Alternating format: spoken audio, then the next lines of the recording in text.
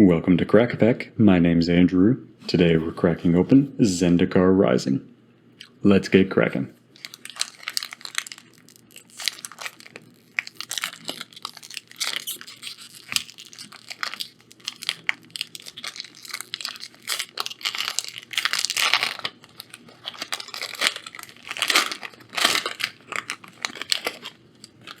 Our first card today is a construct token, followed by our land as an island. Then we have Crawling Barrens, Zoff Consumption with Zoff Bloodbog at the back. Then we have Brushfire Elemental in showcase art, Demon's Disciple, Cliffhaven Kite Sail, Vanquish the Weak, Negate, Tajiru Blightblade, Core Celebrant, Gouldraz MacLeod,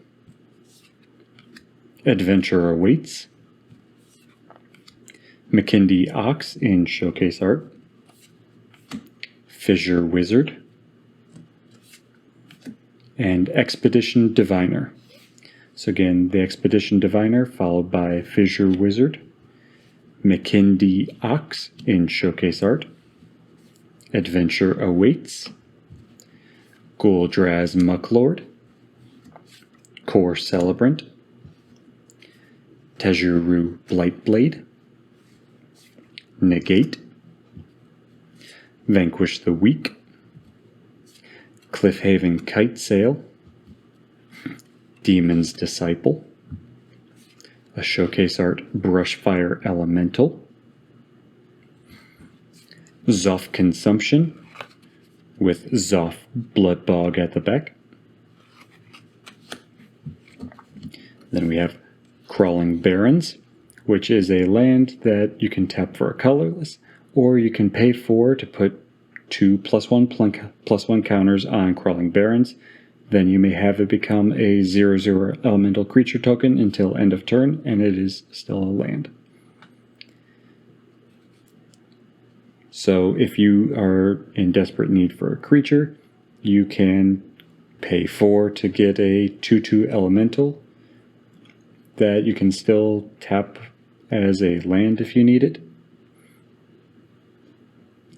And if you were to do that multiple turns in a row, that elemental would get bigger and bigger, because those counters shouldn't leave the Crawling Barrens, even when it returns to just being a land. If I am understanding the rules on this correctly. If I'm not, let me know in the comments below, but I think that's how it would work. So if you're to pay that for like 3-4 turns in a row, you could have a 6/6 or an 8/8, and then that's that's a big threat for your opponent, because it's also a land. So at the end of your turn, it's no longer a creature that they can do anything about. It's back just in your land zone.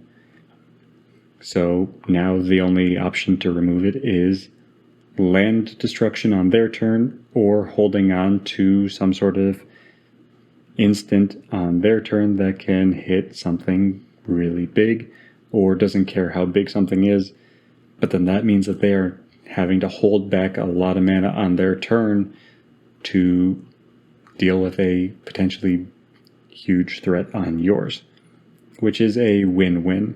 You're either making them hold back so that they can deal with your threat, or they are having to ignore your threat.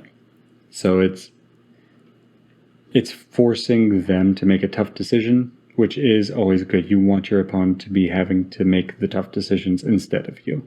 If you can be putting them in an awkward spot like that of, do I hold back 4 or 5 mana so that I can cast my instant on their turn when he's attacking, or do I flood my board and hope that he doesn't have a way to give it trample? That's the right place to be. You don't want to be the one in those in that seat having to make that call. You want to be putting someone in that seat. Then we have island for our land and a construct token, which is actually really nice art on that token. So that's it for today.